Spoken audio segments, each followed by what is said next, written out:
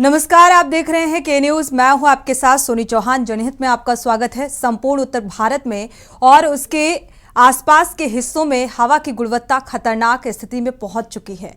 दिवाली पर पटाखों का शोर और धुएं से यह स्थिति और भयावह हो जाएगी। ऐसे समय में अपनी हेल्थ का ध्यान रखना और भी जरूरी हो गया है। खासतौर पर अगर बात की जाए बुजुर्गों और हार्ट से संबंधित बीमारियों के मरीजों का, राजधानी दिल्ली में हाल ही के दिनों में बढ़े वायु प्रदूषण के बीच पंजाब में पराली जलाने का सिलसिला लगातार जारी है। फिलहाल समूचे दिल्ली एनसीआर में हवा की गुणवत्ता का स्तर बेहद खराब हो चुका है और दूसरी तरफ इस मौसम में डेंगू का खतरा भी लगातार बढ़ता जा रहा है। रोजाना डेंगू ग्रसित मरीजों की संख्या बढ़ने से अस्पतालों में मारामारी बनी हुई है और ऐसे में हमें किस प्रकार की सावधानी बरतनी चाहिए, जनहित में आज इस मुद्दे को लेकर हम चर्चा करेंगे और साथ ही जगह जगह की तस्वीरें भी, कई राज्यों की तस्वीरें आपके साथ साझा करेंगे और जानेंगे कि पॉल्यूशन का स्तर कितना है, किस किस तरीके की दिक्कतें सामने आ रही हैं, क्योंकि दीपावली का त्यौहार जो है वो सिर पर है और आज धनतेरस है और ऐसे में पॉल्यूशन लगातार बढ़ता जा रहा है, जिससे लोगों को खासा दिक्कतों का सामना करना पड़ रहा है। आज इसी मुद्दे को लेकर हम जनहित में चर्चा करेंगे और जानेंगे हाल वायु प्रदूषण का और इसके साइड इफेक्ट के बारे में कि किस तरीके से लोगों को इसका खामियाजा भुगतना पड़ रहा है। लगातार प्रकृति के साथ जो छेड़छाड़ की जा रही है, ये भी एक मुख्य वजह है और कृत्रिम चीज़ों को बढ़ावा दिया जाना और प्रकृति के साथ छेड़छाड़ एक सबसे बड़ी जो वजह है वो माना जा रहा है। और दूसरी तरफ जिस तरीके से हरियाणा की बात करें, पंजाब की बात करें, तो यहाँ पर पराली जलाने को लेकर भी कहा जा रहा है कि इसकी वजह से भी जो वायु प्रदूषण है वो बढ़ता जा रहा है। हरियाणा का जिक्र करें या गाजियाबाद, दिल्ली, उत्तराखंड, दिल्ली एनसीआर का जिक्र करें, यहाँ पर वायु प्रदूषण लगातार बढ़ता जा रहा है और इसको लेकर शासन स्तर पर, प्रशासन स्तर पर थोड़ी सी सतर्कता कहें या गंभीरता कहें, इस पर चिंता व्यक्त की गई है। लेकिन महज चिंता व्यक्त कर देने से इस समस्या का समाधान नहीं होने वाला, क्योंकि इसको लेकर ठीक दिवाली से पहले, और ये कोई पहली बार नहीं है कि इस तरीके की तस्वीरें सामने आ रही हैं, दीपावली से पहले हमेशा ये देखने को मिलता है कि वायु प्रदूषण का जो लेवल है वो एक्यूआई लेवल बढ़ जाता है और इसको लेकर सतर्कता बरतनी शुरू हो जाती है शासन स्तर पर। इसको लेकर कोई ठोस कदम, कोई ठोस इंतजाम पहले से क्यों नहीं किए जाते हैं, ये एक अहम सवाल है। और जनहित में दर्शकों की राय भी वायु प्रदूषण को लेकर अहम हो जाती है, क्योंकि ऐसे में अब पटाखे बाजार पूरी तरीके से सज चुके हैं, तो जाहिर सी बात है जब बाजार लगेगा तो लोग खरीदारी करने के लिए पहुंचेंगे और ऐसे में क्योंकि दीपावली को लेकर एक खास उत्साह लोगों के जहन में देखने को मिलता है, इसको लेकर हर्षोल्लास के साथ लोग इस त्यौहार को मनाते हैं। लेकिन इसके साथ साथ पटाखे जिस तरीके से छुड़ाए जाते हैं या उनसे निकलने वाला जो धुआं होता है वो धुंध में शामिल होता है और प्राकृतिक हवा में शामिल होकर, मिक्सअप होकर एक प्रदूषण का रूप ले लेता है और ये आम जनमानस के लिए बेहद घातक हो जाता है। हरियाणा को रुख कर लेते हैं। हमारे संवाददाता सुखविंदर सैनी जुड़े हुए हैं, हरियाणा की स्थिति साझा करते हैं दर्शकों के साथ। सुखविंदर, अगर हरियाणा का जिक्र करें तो लगातार ये खबर सामने आ रही है कि वायु प्रदूषण जो है वो बढ़ता जा रहा है, चरम पर है, और यहाँ पर क्या मुख्य वजह मानी जाए जिसकी वजह से पॉल्यूशन इतना ज्यादा बढ़ता जा रहा है?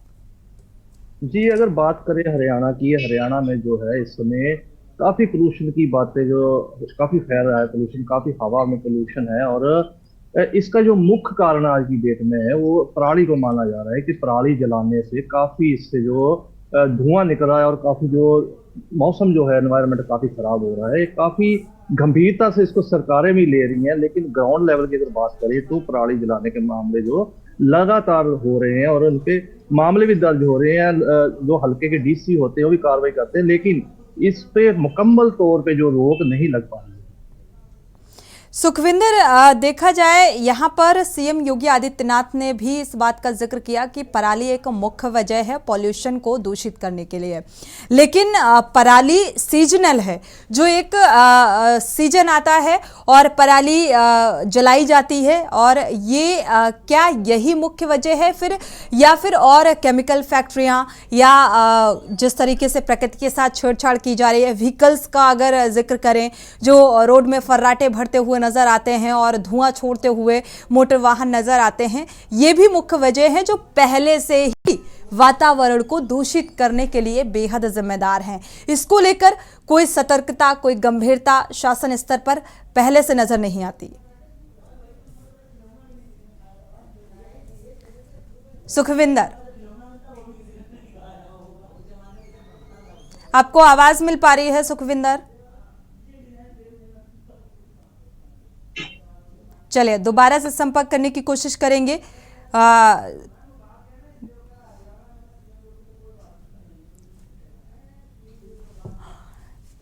फिलहाल अगर हरियाणा का जिक्र करें तो हरियाणा से हमारे संवाददाता सुखविंदर जुड़े हुए थे। अगर उत्तर प्रदेश के सीएम का जिक्र करें तो यहाँ पर सीएम योगी आदित्यनाथ ने उत्तर प्रदेश की स्थिति पर भी पराली को जिम्मेदार माना है। हरियाणा और पंजाब की जो तस्वीरें सामने आ रही हैं, अगर पंजाब के सीएम का जिक्र करें भगवंत मान का, तो उन्होंने भी इस बात का जिक्र किया।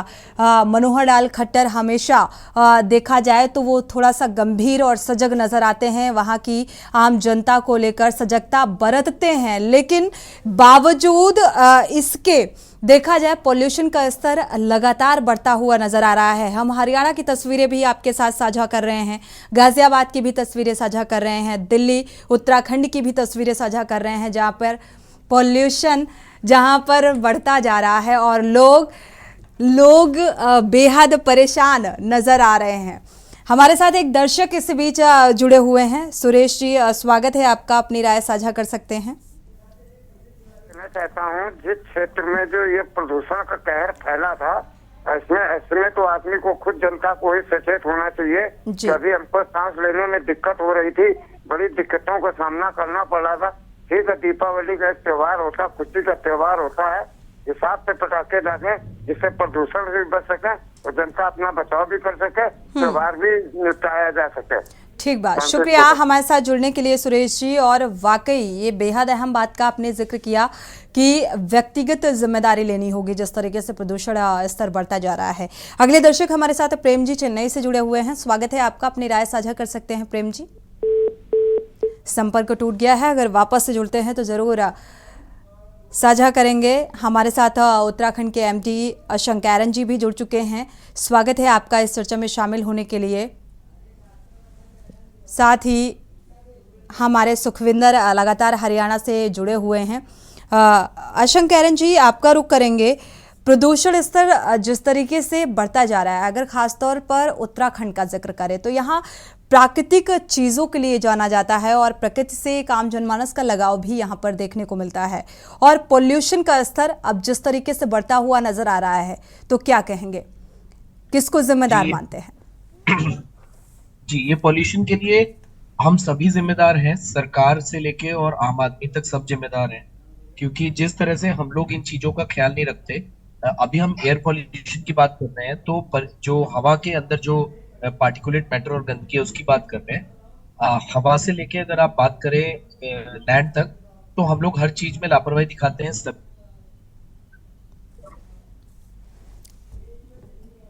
अशंक जी अनम्यूट कर लीजिए जी।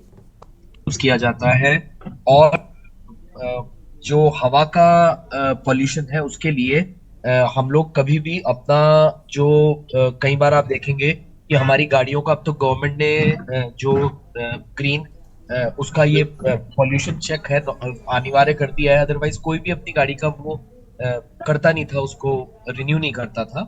दूसरी बात कि जो डिफॉरेस्टेशन हो रहा है, पेड़ों की कटाई हो रही है, इससे बहुत बड़ा प्रॉब्लम हो रहा है। उत्तराखंड जैसे राज्य में जहाँ पे कि फॉरेस्ट इतने सारे हैं, यहाँ पे जो अवैध पेड़ों की कटाई, अवैध खनन, इन चीजों से और कंस्ट्रक्शन जो बिना पास किए हुए कंस्ट्रक्शन हो रहा है, उससे जो हवा में पार्टिकुलेट मैटर उठता है, अगर आप देखेंगे दिल्ली में भी यही सबसे बड़ा रीजन है पॉल्यूशन का। जो हवा में ये धूल और सीमेंट उड़ता है, ये जो कंस्ट्रक्शन की वजह से, ये सारी चीजें कुल मिला के इस पे अगर खाली गवर्नमेंट का बैन लगाने से, गवर्नमेंट का ध्यान देने से नहीं होगा। बिल्कुल। अगर जनता में जागरूकता नहीं आएगी, ये सॉरी। खनन जैसी चीजें हैं, डिफोरेस्टेशन जैसी चीजें हैं, प्लास्टिक जैसी चीजें, इन पे बैन गवर्नमेंट क्यों नहीं लगा पाती कानून बनाने के बावजूद भी? बिल्कुल। क्योंकि लोग सहयोग नहीं करते हैं। अगर उन्हें लगता है कि कहीं चेकिंग नहीं हो रही है तो तुरंत वो उस चीज को फिर से खराब कर देते हैं। अभी गवर्नमेंट ने ये शुरू किया है कि घर घर वो गाड़ी बेचते हैं, कूड़ा गाड़ी, उसमें गीला और सूखा कूड़ा बेचते हैं। बावजूद इसके आप देखेंगे कि डायरेक्ट जाकर वहां पे कूड़ेदान की जगह लोग कूड़ा दोनों मिला के डाल देते हैं, या बिल्कुल। गीला और सूखे अलग अलग नहीं करते हैं। तो हम्म। ये जागरूकता जब तक गवर्नमेंट में नहीं आम लोगों में नहीं आएगी, तब तक ये सफलता हमें इसमें नहीं मिलेगी। बिल्कुल। एक व्यक्तिगत भागीदारी और जिम्मेदारी भी बन जाती है, क्योंकि मार्केट में जब तक इन चीज़ों पर बैन लगाए जाने के बाद भी, प्रतिबंधित होने के बावजूद भी धड़ल्ले से मार्केट में बिक रही हैं और आम जनमानस इन्हें खरीद रहा है। और यही वजह है कि हम सब इसके लिए बेहद जिम्मेदार हैं, जिस तरीके से पॉल्यूशन स्तर बढ़ता जा रहा है। हरियाणा का रुख कर लेते हैं। सुखविंदर सैनी हमारे साथ लगातार संवाददाता जुड़े हुए हैं। सुखविंदर, अगर हरियाणा सरकार का यहाँ पर जिक्र करें, हरियाणा के सीएम बेहद सजग नजर आते हैं आम जनमानस को लेकर, उनकी सजगता को लेकर। और अगर देखा जाए, पराली एक वजह बताया जा रहा है, लगातार डेंगू के मरीज भी बढ़ते जा रहे हैं, तो स्वास्थ्य व्यवस्थाएं क्या कुछ कह रही हैं, कितनी व्यवस्थित हैं, उसको लेकर क्या कुछ जानकारी? हाँ जी, अगर बात करें, जैसे हम लोग बात कर रहे थे, फोन कट गया था। हम्म।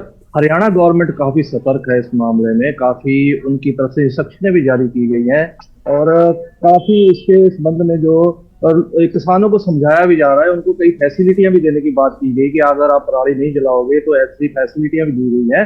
लेकिन वही बात है कि ग्राउंड लेवल पे जो है, अभी इसकी जो अमेंडमेंट अच्छी तरह से नहीं हुई है। और अगर हेल्थ की बात करें, काफी डेंगू के मरीज हैं, काफी जो आजकल पोल्यूशन जो है, काफी उससे प्रॉब्लम आ रही है लोगों को। जैसे हम लोग पब्लिक से बात करते हैं, उनको हमेशा उनकी एक ही शिकायत होती है कि सांस लेने में प्रॉब्लम आ रही है।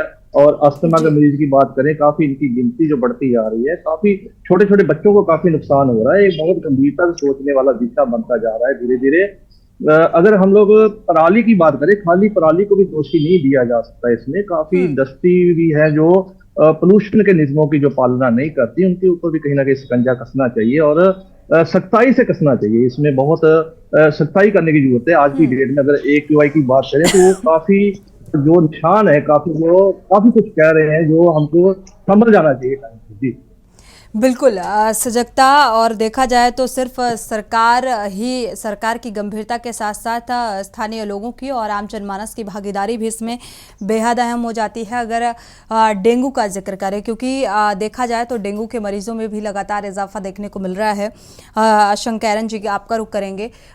डेंगू के मरीज लगातार बढ़ते जा रहे हैं, स्वास्थ्य व्यवस्थाओं को लेकर भी सवाल खड़े होते हैं कि स्वास्थ्य व्यवस्थाएं चुस्त दुरुस्त नहीं है और डेंगू के चलते न जाने कितने लोगों की मौत हो जाती है।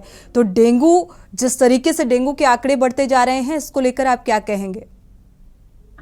डेंगू जो ये तो खैर सभी जानते हैं कि डेंगू कैसे फैलता है, और डेंगू को फैलने से रोकने के लिए जो है हम लोग क्या कर सकते हैं। वही फिर पुरानी बात की, अपने अपने घरों में भरे हुए पानी और आसपास के पानी के जमाव को हम लोग नहीं ठीक कर पाते। हम लोग अपने लोकल एडमिनिस्ट्रेटर्स और लोकल जो पार्षद हैं और हमारे MLAs हैं, उनको जोड़ नहीं डाल पाते, म्यूनिसिपैलिटीज पे जोड़ नहीं डाल पाते, और थोड़ा उनकी भी भूल रहती है कि वो पानी जमा होने देते हैं।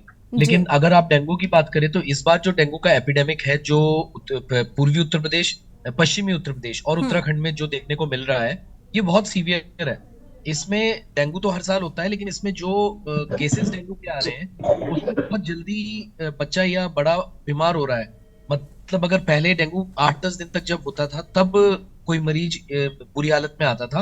अब 2-3 दिन में ही मरीज बुरी हालत में आ रहा है, और ICU केयर के लिए केसेस बहुत ज्यादा बढ़ रहे हैं। इस चीज से ना सिर्फ जो हेल्थ केयर है उसके ऊपर बढ़ रहा है, मरीजों को खुद के ऊपर, उनके एक आदमी अगर बीमार पड़ता है तो उसके साथ 2 आदमी हॉस्पिटल में रहते हैं, उसका काम दाम छूटता है, उसकी जो आर्थिक स्थिति है कमजोर होती है, उसके बच्चों की पढ़ाई छूटती है। मतलब एक आदमी का बीमार होना मतलब पूरे परिवार पे असर पड़ना। बिल्कुल। तो इस चीज में जब तक हम लोग इस चीज पे सजग नहीं होंगे, और जो जितनी मौतें इस बार हो रही हैं इस पर्टिकुलर डेंगू के वेरिएंट में जो फैला हुआ है, वो पहले देखने को नहीं मिली, और इतना सीवियर डेंगू पहले नहीं हुआ। और जैसा आपके संवाददाता ने बोला, उनकी बात बिल्कुल सही है पश्चिमी उत्तर प्रदेश और उत्तराखंड में ये बच्चों ऑब्वियसली बच्चों में हमेशा ज्यादा सीवियर डेंगू देखने को मिलता है। तो बिल्कुल, बच्चों में बच्चे और severe बुजुर्ग ज्यादा प्रभावित होते नजर आ रहे हैं। हमारे संवाददाता जयवीर मावे भी जुड़ चुके हैं गाजियाबाद से, दिल्ली से प्रवीण गुप्ता जुड़ चुके हैं, इसी बीच एक दर्शक भी जुड़े हुए हैं, उनकी राय पहले साझा कर लेते हैं।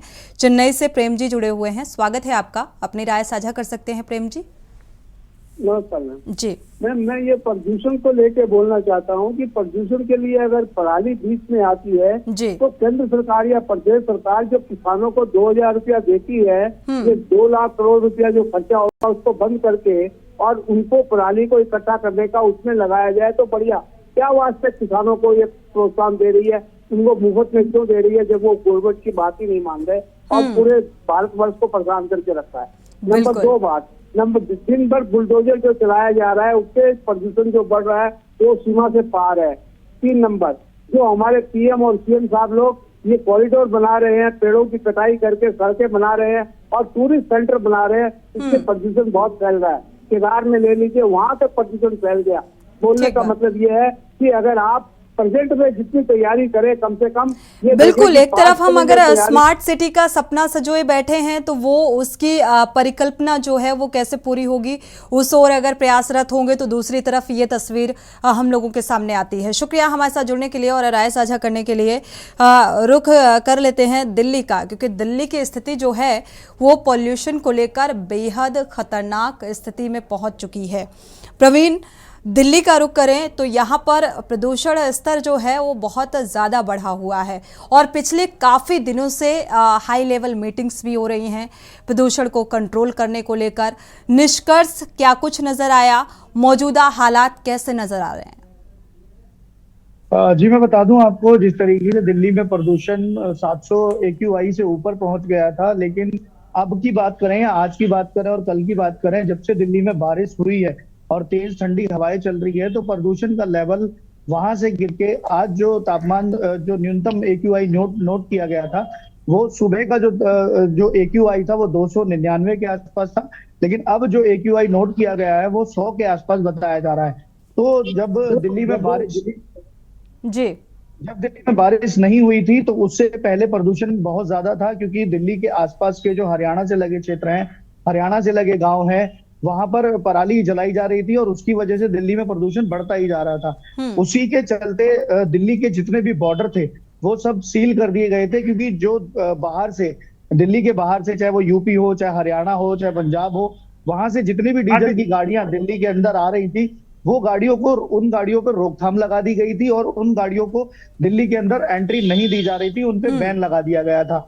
लेकिन अगर आज की बात करें तो कल रात को खुद जो पर्यावरण मंत्री गोपाल राय जी हैं, उन्होंने खुद सिंधु बॉर्डर पे जाकर खुद निरीक्षण किया और निरीक्षण करने में उन्होंने पाया कि उनकी जो टीम वहां पे लगी हुई थी प्रदूषण को नियंत्रण करने के लिए, जिससे कि जो गाड़ियां प्रदूषण फैला रही थी, जो डीजल की गाड़ियां जो दिल्ली में आ रही थी, चाहे वो बस है, ट्रेन है, चाहे वो बस है, चाहे गाड़ी है, चाहे कार है या कोई भी ट्रक है, तो उन पे नियंत्रण करने के लिए वहां पे उन्होंने जब चेक किया तो वो उन्होंने खुद चेक किया वहां जाकर और ये पाया कि वहां पे पूरी मुस्तैदी से सभी ट्रैफिक पुलिस कर्मी, दिल्ली पुलिस कर्मी और जो भी टोल प्लाजा के जो लोग हैं वो उन गाड़ियों को चेक कर रहे थे और उनको एंट्री बैन कर दी गई थी। और आज का अगर AQI की बात करें तो आज बारिश होने की वजह से, जो कल रात से के अंदर बारिश हो रही है उसकी वजह से जो AQI आज पाया गया है वो 100 पे पाया गया है। नहीं तो 2 दिन पहले की अगर हम बात करें तो दिल्ली के अंदर जो AQI पाया गया था प्रदूषण का वो 700 से ऊपर था और दिल्ली खतरे के कगार पे बताई जा रही थी, जिसकी वजह से लोगों को सांस लेने में बहुत ज्यादा प्रॉब्लम हो रही थी, लोगों की आंखों में जलन जैसी चीजों का महसूस किया जा रहा था। लेकिन आज बिल्कुल आगे किस तरीके से साइड इफेक्ट इसके देखने को मिल रहे हैं इस पर भी बात करेंगे। एक दर्शक गिरीश शुक्ला जुड़े हुए हैं, उनकी राय साझा कर लेते हैं। स्वागत है आपका गिरीश जी, अपनी राय साझा कर सकते हैं। मैं सरकार को ये कहना चाहता हूँ कि जो हॉस्पिटलों में डॉक्टर तैनात हैं, जो देहात क्षेत्रों में हैं या शहर में हैं, उनको मीटिंग में न बुलाएं। 10 से 4 के बीच में किसी कीमत पर कहीं मीटिंग में नहीं जाएंगे, वो अस्पताल में बैठेंगे। मीटिंग का बहाना बना के पूरे दिन गायब रहते हैं। वहाँ कंपाउंडर और नर्सें रहती हैं, वो लोगों को टरका देती हैं। और ये कल मैंने प्रैक्टिकल इसकी जो है जांच की है इंदिरागढ़ थाना कन्नौज में जो इनकी डिस्पेंसरी है उसके बारे में कि डॉक्टर जो है मीटिंग में है। हमने कहा आप घर पे जाके मरीज को देखिए, मरीज लौटा क्यों दिया गया आपके यहाँ से? तब उन्होंने गांव में जाके उस घर रात में देखा उस मरीज को, आज सुबह उसको दवा दारू मिली है। तो आप ये डॉक्टर जो है, कोई भी डॉक्टर 10 से 4 के बीच में कहीं किसी बिल्कुल, मीटिंग में नहीं मीटिंग जाएगा, का हवाला ना दें। मीटिंग हो, वो मरीज को शुक्रिया। अटेंड करने के लिए तनख्वाह प्राप्त। ठीक बात। शुक्रिया हमारे साथ जुड़ने के लिए और ये राय साझा करने के लिए, क्योंकि इस तरीके की भी चीज़ें सामने आती हैं और ये दर्शकों की राय है, चूँकि इन सारी अव्यवस्थाओं से डायरेक्ट रूबरू होते हैं और इसीलिए ये राय इस तरीके की निकल के सामने आती है। गाजियाबाद का रुख कर लेते हैं। जयवीर मावी हमारे संवाददाता जुड़े हुए हैं। जयवीर, अगर गाजियाबाद की स्थिति का जिक्र करें तो यहाँ पर पॉल्यूशन कितना हावी नजर आ रहा है? क्या कुछ कमतरी देखने को मिली? क्योंकि लगातार सतर्कता भी बढ़ती जा रही है शासन स्तर पर, प्रशासन स्तर पर, तो कुछ जमीनी स्तर पर नजर भी आ रहा है या महज मीटिंग ही हो रही है?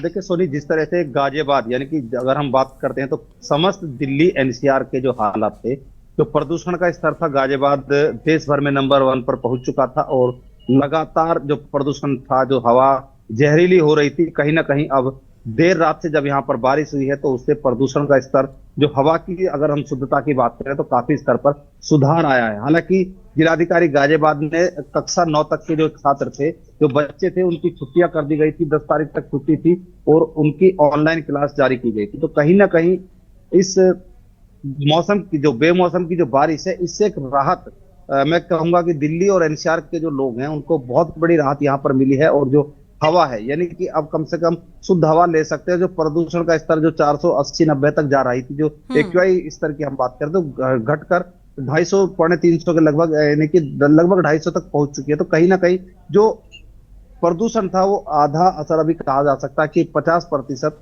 कम हुआ। हालांकि अभी भी अगर हम बात करते हैं तो प्रदूषण का जो स्तर है बहुत शुद्ध नहीं है, जो शुद्ध हवा कही जा सकती है, लेकिन कहीं ना कहीं राहत भरी खबर है इस बारिश की वजह से।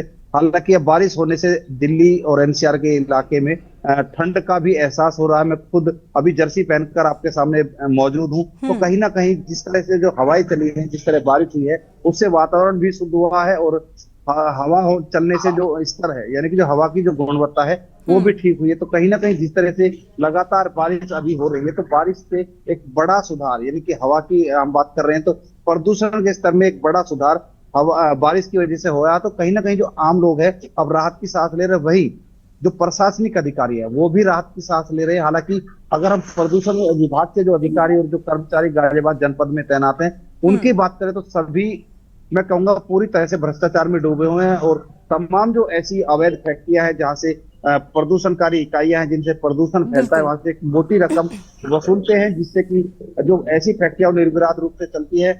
कुछ फैक्ट्रियों पर प्रदूषण विभाग कार्रवाई करता है केवल औपचारिकता के नाते, और 2 से 3 बिल्कुल दिन बाद औपचारिकता इसमें ज्यादा होती हुई नजर आ रही है जयवीर, अगर देखा जाए, क्योंकि जब भी कोई त्योहार, कोई फेस्टिवल आता है तो उससे ठीक पहले ये सजगता और सतर्कता देखने को मिलती है शासन स्तर पर भी और प्रशासन स्तर पर भी। जनहित में हम चर्चा कर रहे हैं प्रदूषण को लेकर, क्योंकि दीपावली का त्योहार है और ऐसे में पटाखे भी जोर शोर से छुड़ाए जाते हैं, जिससे आबोहवा दूषित होती है, प्रदूषित होती है और ये हम सब के लिए बेहद घातक सिद्ध हो सकती है, क्योंकि इससे बीमारियों का खतरा बढ़ जाता है और साथ ही डेंगू का प्रकोप भी लगातार हावी होता नजर आ रहा है। इसको लेकर भी हम बात कर रहे हैं, क्योंकि डेंगू के आंकड़े चरम पर हैं और इसको लेकर जो अव्यवस्थाएं नजर आती हैं, अगर अस्पताल प्रबंधन का जिक्र करें तो जो व्यवस्था है, जिनके बड़े बड़े दावे किए जाते हैं, वो फिलहाल अव्यवस्थित नजर आती है जब डेंगू के आंकड़े बढ़ने लग जाते हैं।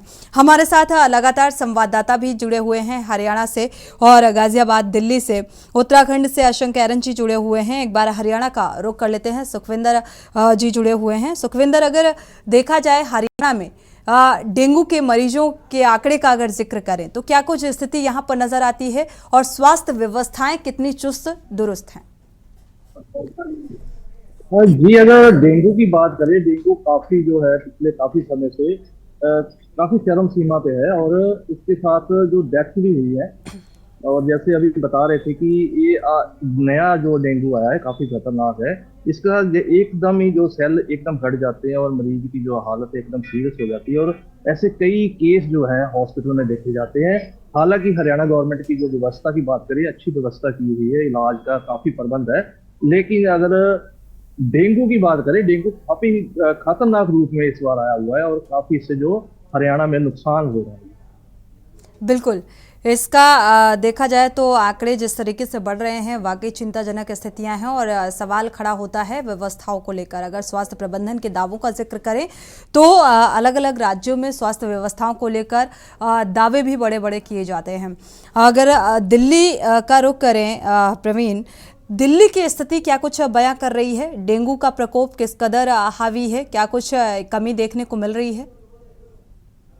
जी मैं बता दूं आपको, जिस तरीके से डेंगू और मलेरिया और चिकनगुनिया का प्रकोप इस टाइम दिल्ली को झेलना पड़ रहा है, उसके आंकड़े दिन पे दिन बढ़ते ही नजर आ रहे हैं। लेकिन अगर हम बात करें हॉस्पिटल्स की, तो दिल्ली सरकार ने तो अपनी कमर कसी हुई है डेंगू को लेके, चिकनगुनिया को लेके और मलेरिया को लेके। लेकिन हॉस्पिटल जो कर्मचारी हैं उनमें कहीं ना कहीं मतलब लापरवाही की जो दृश्यता है वो देखने को मिल रही है। जो डॉक्टर्स हैं, जैसा कि अभी एक दर्शक बता रहे थे, या कि जो उन्होंने बताया कि हॉस्पिटल के अंदर 10 बजे से लेके 4 बजे तक कोई भी मीटिंग का टाइम नहीं रखा जाए और डॉक्टर वहां नहीं मिलते हैं। तो वो बात कहीं ना कहीं सत्य है, क्योंकि यहाँ के जितने भी सरकारी हॉस्पिटल्स हैं उनमें डॉक्टरों में ये कोताही देखी जाती है कि वहां पे वो डॉक्टर्स उस टाइम पे अवेलेबल नहीं होते। तो दिल्ली सरकार के जो हॉस्पिटल्स हैं या दिल्ली के जितने भी हॉस्पिटल हैं, चाहे वो प्राइवेट हैं चाहे वो सरकारी हॉस्पिटल्स हैं, उनमें ये देखने को अभी भी मिल रहा है कि डेंगू के जितने भी पेशेंट्स वहां जा रहे हैं उनके साथ कोई ना कोई पेशेंट, जो कोई ना कोई तीमारदार जरूर होता है और उसके साथ साथ ही कहीं ना कहीं उसको भी डेंगू का खतरा होता है। लेकिन कुछ भी तरीके की कोई व्यवस्था अभी तक दिल्ली के जो हॉस्पिटल्स हैं उनमें देखने को नहीं मिल रही है। जिस तरीके से जब हमारा वो क्या कहते हैं, जो वायरस आया था अभी पीछे, उस पे जितनी तैयारियां की गई थी उसको देखते हुए अभी डेंगू और मलेरिया और चिकनगुनिया पे इतनी तैयारियां नहीं देखने को मिल रही हैं। जी बिल्कुल। अशंक एरन जी का रुख कर लेते हैं उत्तराखंड का। अशंक एरन जी, अगर देखा जाए डेंगू का प्रकोप जिस तरीके से बढ़ता जा रहा है, इसको लेकर क्या कुछ सावधानियां बरतने की जरूरत है? कितना अलर्ट रहने की जरूरत है ताकि इससे बचा जा सके? जी देखिए, छोटी छोटी चीजें जो पर्सनली हम सब लोग कर सकते हैं घर में। हम अपने घर के आसपास पानी का जमाव ना होने दें। हमारे घर के आसपास और घर में अगर पानी का जमाव, अपने घर में तो रोकना हमारी जिम्मेदारी है। अगर हमारे घर के आसपास पानी का जमाव हो रहा है, हम अपने पार्षद को घेरें, अपने पार्षद से बोलें कि वो उसी का काम है और म्युनिसिपैलिटी का काम है आसपास जहाँ पानी जमा हो रहा है उसको हटाना। ये नहीं कि हम सिर्फ चाय पे बोलते रहें कि ये सब नहीं होना चाहिए। हमें खुद सजग होना पड़ेगा और अपनी जगह ये पहली चीज तो सबसे पहले ये। दूसरा, सब लोगों को, बच्चे हों बड़े हों, पूरे बाजू के कपड़े पहनने हैं। डेंगू में जनरली दिन के टाइम में और शाम को जो मच्छर काटते हैं, रात को नहीं, दिन में और शाम में जो मच्छर काटते हैं, वो डेंगू वाला मच्छर जो है दिन और शाम के टाइम ज्यादा एक्टिव रहता है। तो पूरे दिन हम अगर पूरे बाजू के कपड़े पहनेंगे, सिर्फ हाथ, पंजे और हथेलियां ही खुले रहेंगे और चेहरा, इसके ऊपर हम मॉस्किटो रिपेलेंट्स का प्रयोग कर सकते हैं, जैसे ओडोमास या मॉस्किटो रोल-ऑन जो आते हैं। तो ये पर्सनल प्रोटेक्शन के वे हैं। रात के वक्त हम अपने आप और बच्चों को मच्छरदानी में सुलाएं। घर के दरवाजे के बाहर हम पूरे दिन इस टाइप की चीज जैसे मॉस्किटो कॉइल होता है उसका प्रयोग कर सकते हैं। तो सबसे पहले तो हम बचाव करें। उसके बाद बचाव के बाद अगर हमें ऐसा लगता है कि हमारे क्षेत्र में कोई हॉस्पिटल है, देखिए स्वास्थ्य व्यवस्था में तो दिल्ली, उत्तराखंड, उत्तर प्रदेश सब में नए हॉस्पिटल, सरकारी और नए डॉक्टर्स की भर्ती हुई है। लेकिन अगर व्यवस्था में कोई कमी है, जैसे कि दर्शक भी बोल रहे हैं, संवाददाता भी बोल रहे हैं, वहां पे अगर कोई जा रहा है और उसको वहां पे डॉक्टर्स नहीं मिल रहे हैं, तो इसको न्यूज चैनल पे तो बताना ही है, चलिए डिस्कशन तो करना ही है। लेकिन उसके लिए अप्रोप्रिएट अथॉरिटी होती है उस हॉस्पिटल के सीएमओ, जो उस हॉस्पिटल के सीएमएस है, जो चीफ मेडिकल सुपरिटेंडेंट है। बिल्कुल, लेकिन आपको तो पता होगा अशंक एरन जी, ऐसे मामले जब सामने आते हैं तो सीएमओ सबसे पहले बचाव करने में लग जाते हैं और बचाव उनके लिए फर्स्ट प्रायोरिटी पर होता है, ना कि वो व्यवस्थाओं को बेहतर करने की तरफ ध्यान देते हैं। जी, ये आपकी बात सही है।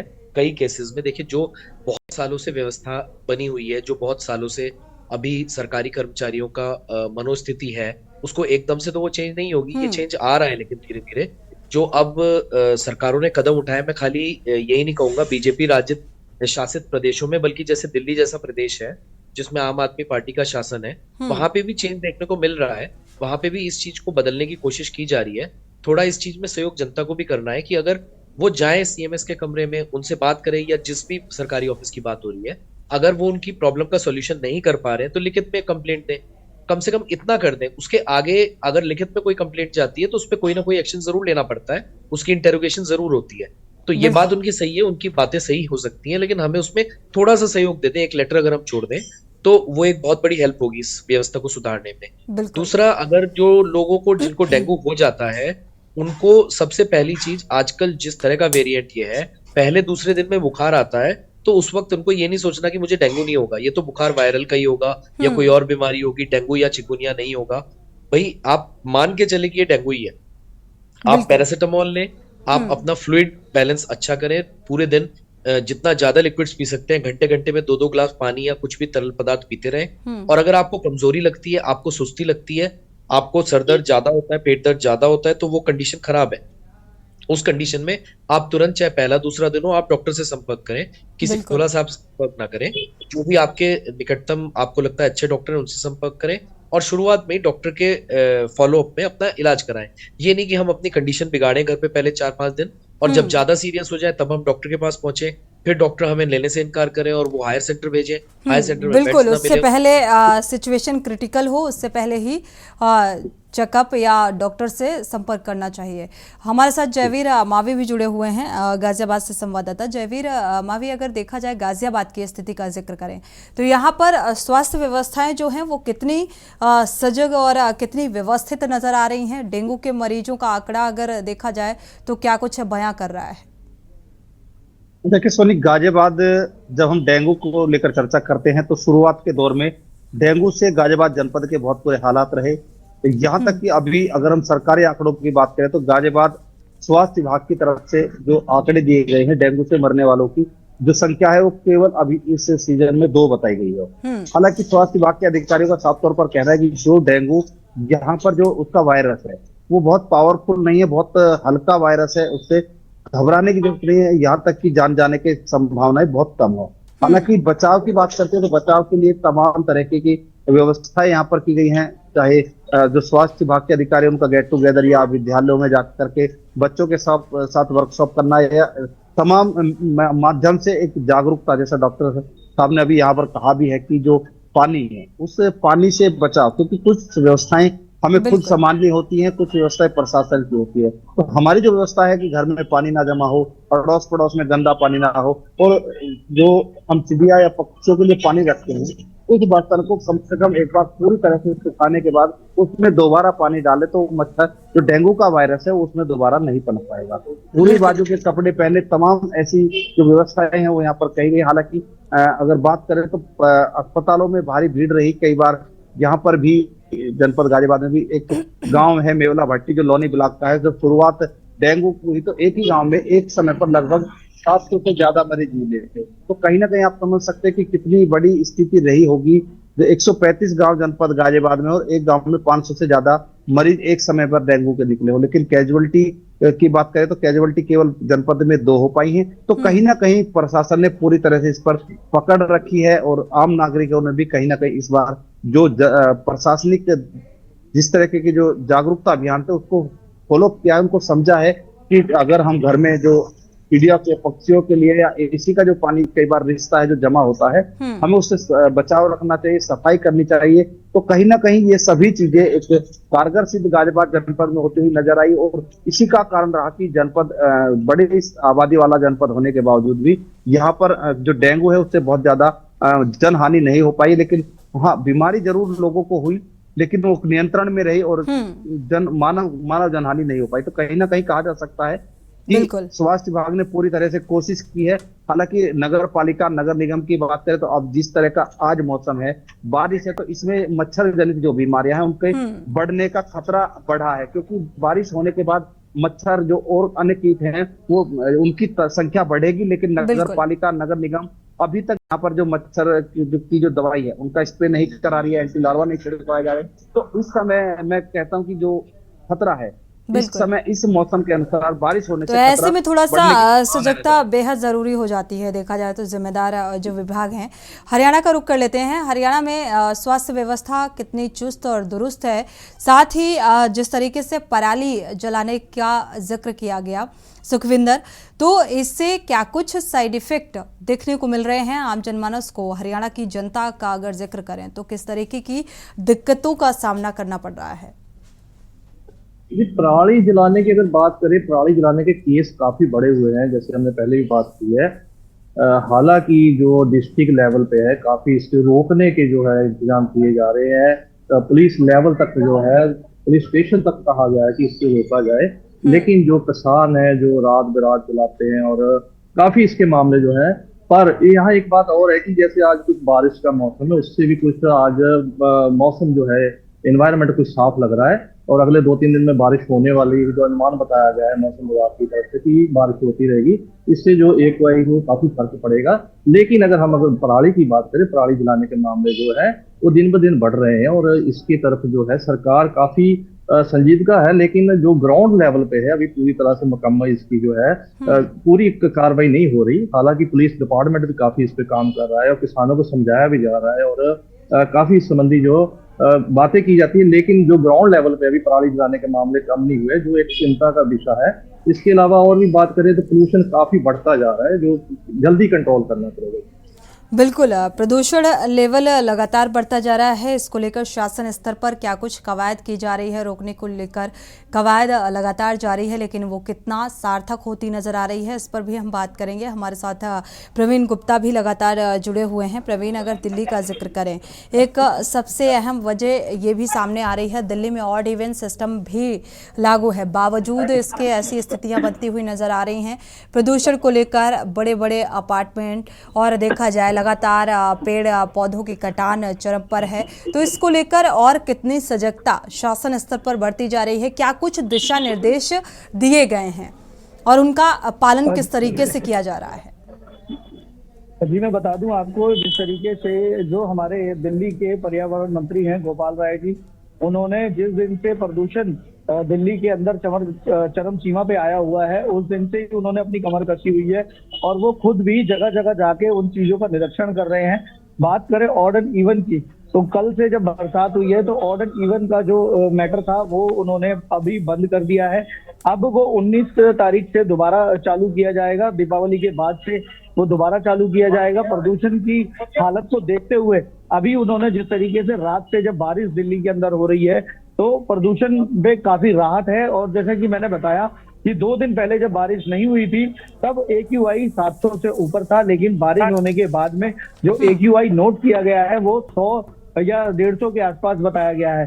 तो दिल्ली की जो हवा है वो थोड़ी सी जो ठंडी हवा जो चल रही है, उससे प्रदूषण काफी काबू में आया है। और उसके बावजूद जो ऑड एंड इवन का जो उन्होंने चलाया था, एजेंडा चलाया था, और जो रोड पे खड़े होके खुद गोपाल राय ने ऑर्डर इंजन ऑन का जो नारा उन्होंने लगाया था, वो कहीं ना कहीं पूरी तरीके से सजग दिखाई देता नजर आया है। और मैं बता दूं आपको, प्रदूषण के चलते दिल्ली के अंदर इस बार पूरा रिकॉर्ड तोड़ दिया गया है ट्रैफिक पुलिस ने कम से कम 22,000 से ज्यादा दिल्ली ट्रैफिक पुलिस ने चालान किए हैं उन गाड़ियों के जिनके प्रदूषण नहीं थे, और जो गाड़ियां सबसे ज्यादा प्रदूषण फेंक रही थी। तो सवाल ये भी अहम उठता है, चालान काटे गए, क्या ये महज अभी के लिए है या फिर ये निरंतर जारी रहेगी प्रक्रिया? जी, मैं आपको बता दूं, जिस गाड़ी का पोल्यूशन नहीं होता तो ये तो निरंतर चलता रहता है कि गाड़ियों के पोल्यूशन, इंश्योरेंस और RC वगैरह चेक की जाती है, लेकिन चालान कहीं ना कहीं नहीं काटे जाते, कुछ ले दे के मामला रफा दफा कर दिया जाता है। लेकिन अब जब से प्रदूषण बढ़ा है तब से दिल्ली ट्रैफिक पुलिस जो है उसने अपनी कमर इतनी कस ली है कि दिल्ली के लोग अब परेशान हैं, क्योंकि गाड़ी अब जहां जहां पेट्रोल पंप हैं वहां पर एक प्रदूषण केंद्र बनाया हुआ होता है, और उन प्रदूषण केंद्रों की अगर हम बात करें तो वहां लंबी लाइनें लगी हुई हैं, सिर्फ इस वजह से कि हमारा कहीं पॉल्यूशन का चालान ना हो जाए, क्योंकि पॉल्यूशन का चालान है वो करीब 10,000 से ऊपर का चालान है, 5,000 से 10,000 के बीच में वो चालान किया जाता है। तो सबसे ज्यादा डर आज के टाइम में दिल्ली में जितनी भी गाड़ियां चल रही हैं उनको पॉल्यूशन से लग रहा है। तो इसलिए आज दिल्ली में पहली बार ऐसा हुआ है कि 22,000 से ज्यादा चालान दिल्ली ट्रैफिक पुलिस ने पॉल्यूशन के काटे हैं। बिल्कुल ठीक। देखा जाए जयवीर मैं भी चलते चलते आप से बस ये जानना चाहेंगे कि क्या, क्योंकि दिल्ली से सटा हुआ इलाका गाजियाबाद भी है, तो क्या यहाँ पर भी चालान की प्रक्रिया चलती हुई नजर आ रही है?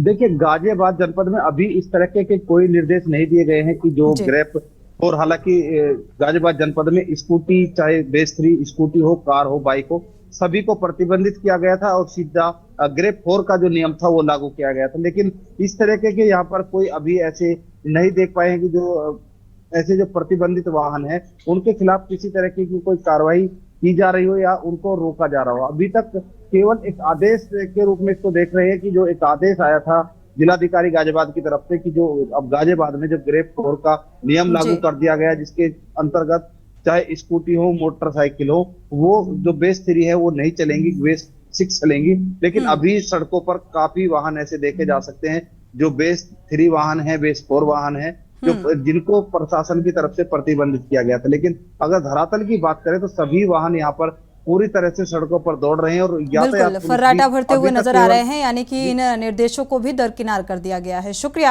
आप सभी का जानकारी साझा करने के लिए। अशंक कैरन जी, आपका भी बहुत बहुत शुक्रिया इस चर्चा में शामिल होने के लिए। देखा जाए तो एक तरफ प्रदूषण का दंश और डेंगू का प्रकोप आम जनता झेलती हुई नजर आ रही है। इसी के साथ जनहित में फिलहाल बस इतना ही। आगे खबरों के लिए आप देखते रहिए के न्यूज़ इंडिया।